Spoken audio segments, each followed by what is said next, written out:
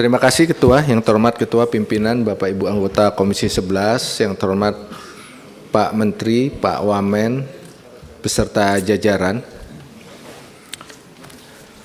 Pak Menteri, hari ini kita rapat tentang kinerja ekonomi triwulan ketiga. Tadi Pak Menteri sudah memaparkan kondisi lingkungan kita, global dan sebagainya, termasuk bagaimana anggaran itu dieksekusi. Nah, tentu kinerja ekonomi itu bukan soal membelanjakan anggaran, tapi bagaimana fungsi dari APBN dan fiskal di dalam membangun ekonomi nasional. Nah, ini yang tadi tampaknya kurang terlihat. Kalau kita lihat di RPJMN sebagai acuan kita tentang apa itu yang harus dilakukan oleh pemerintah 5 tahun ke depan, misalnya ini, kita ingin pertumbuhan ekonomi yang berkualitas.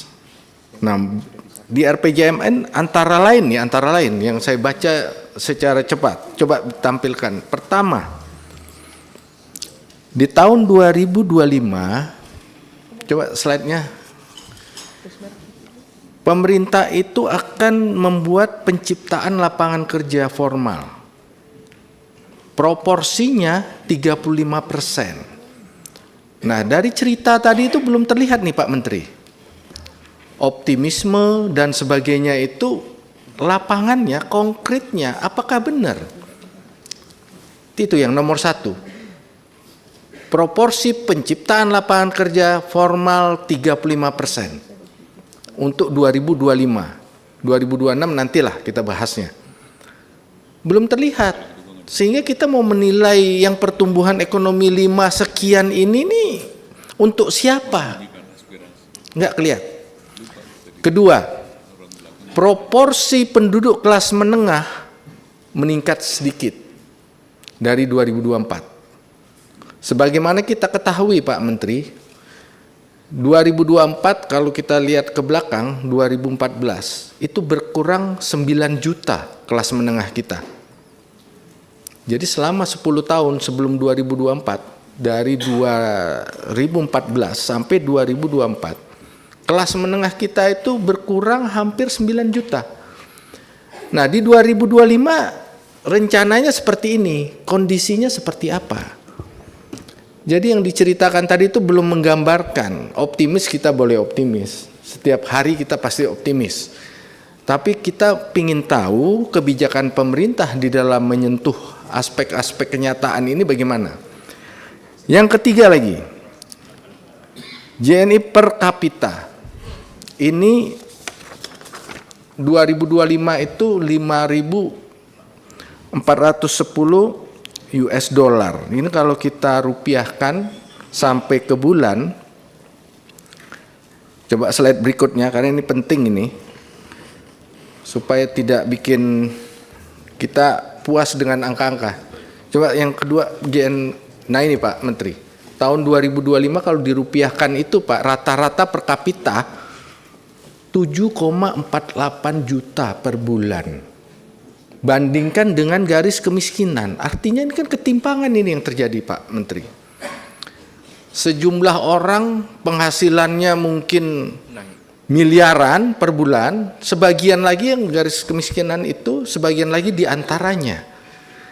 Nah, dengan kebijakan fiskal pemerintah di 2025, bagaimana peta kita terkait ini? Pendapatan masyarakat. Mappingnya seperti apa? Meningkat lebih baik, atau jangan-jangan nanti kejadiannya kelas menengah kita tergerus. Kalau kelas bawah kan Pak Menteri tadi sudah ceritakan, bansosnya banyak, semua stimulus, bantalannya banyak Pak. Yang menengah ini justru yang turun menerus. Nah, kami ingin tahu bagaimana peta pendapatan masyarakat kita sekarang. Karena ini juga menjadi target di dalam RPJMN. Dan di dalam APBN 2026 juga sudah menjadi salah satu indikator dari keberhasilan penyelenggaraan APBN kita. Terus yang berikutnya Pak Menteri, ini tadi cerita tentang postur. Nah, saya coba ngelihat ini, ada beberapa hal yang perlu Ini Pak Menteri. Jadi kalau saya hitung PDB-nya di dalam APBN itu 24.000 sekian triliun. Kalau dihitung di realisasi itu 23.000 sekian.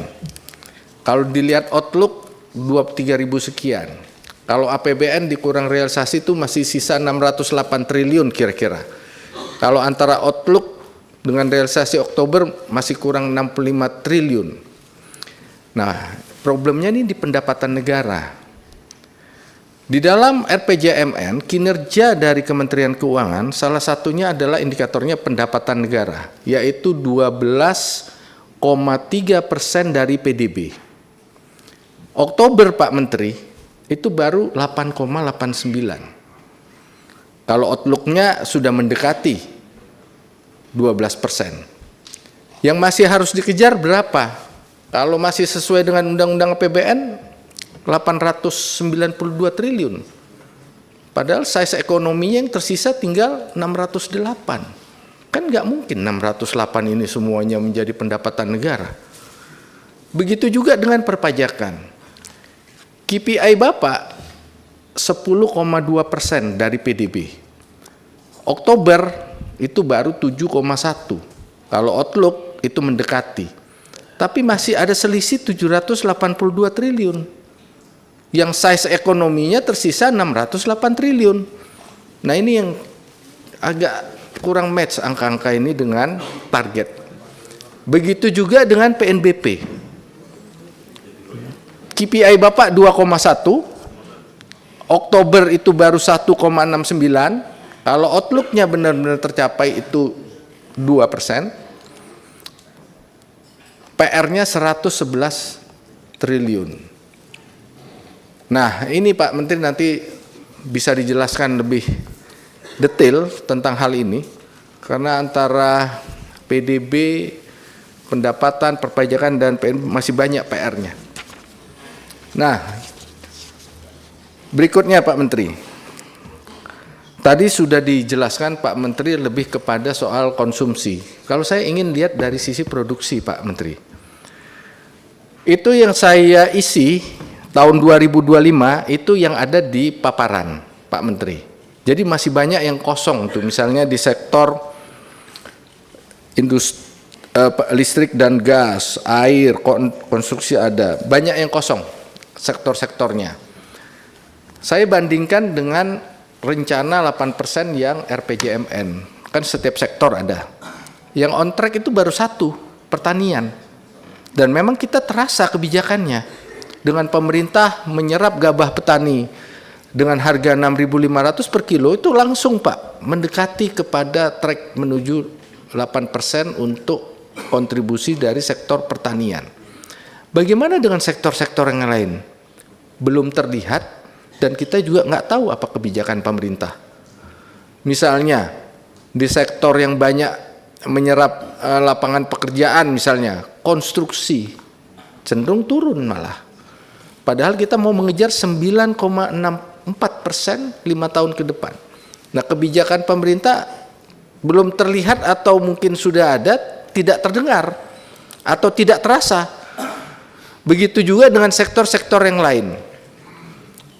Untuk, kan ini tracknya ke 8% Pak Menteri.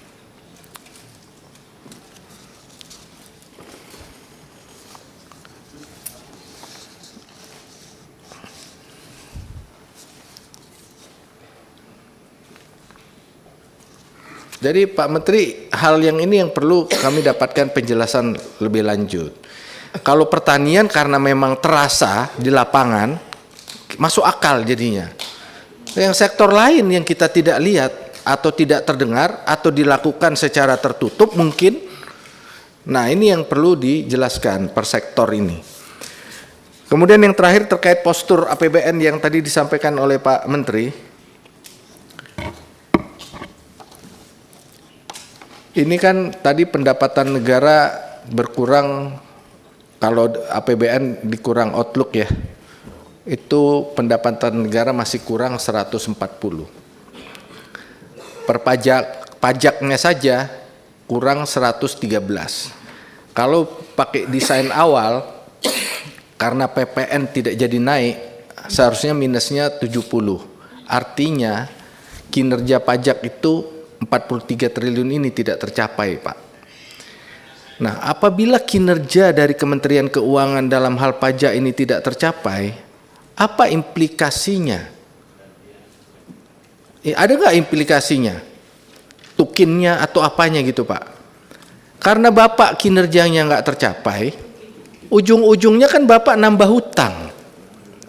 Jadi kinerja yang tidak tercapai itu Bapak lempar menjadi tanggung jawab rakyat Indonesia menanggung hutang. Kan 43 itu. Kalau 70 kita maklumin karena PPN tidak jadi naik 12%. Kemudian PNBP kita sadari dan antara pindah minus, harusnya minusnya 80, tapi ini minus 36. Artinya kinerja di PNBP baik karena bisa mendapatkan 44 triliun lainnya sehingga berkurangnya hanya 36, tidak jadi 80. Harusnya kan 80 tuh, karena dividen BUMN pindah ke Danantara. Nah, yang belanja negara ini Pak Menteri, kan dulu temanya efisiensi, 300 triliun. Kenapa menjadi minus 94 triliun di outlook-nya? Artinya efisiensi yang dilakukan ini tidak maksimal. Sehingga masih kurang 94 triliun. Padahal 300 triliun ini sudah diatur sedemikian rupa sehingga efisien. Ternyata masih butuh 94 triliun yang akhirnya berdampak pada menambah defisit 45 triliun tadi itu. Nah, ini saya ingin tahu Pak Menteri, implikasi apabila Kementerian Keuangan di dalam mengelola fiskal ini kinerjanya tidak sesuai dengan yang dijanjikan. Ada nggak implikasinya? Jangan membiarkan rakyat yang menanggung akibat dari kinerja Kementerian Keuangan tidak sesuai dengan yang dijanjikan. Demikian tambahan penjelasan yang kami harapkan dari Menteri Keuangan.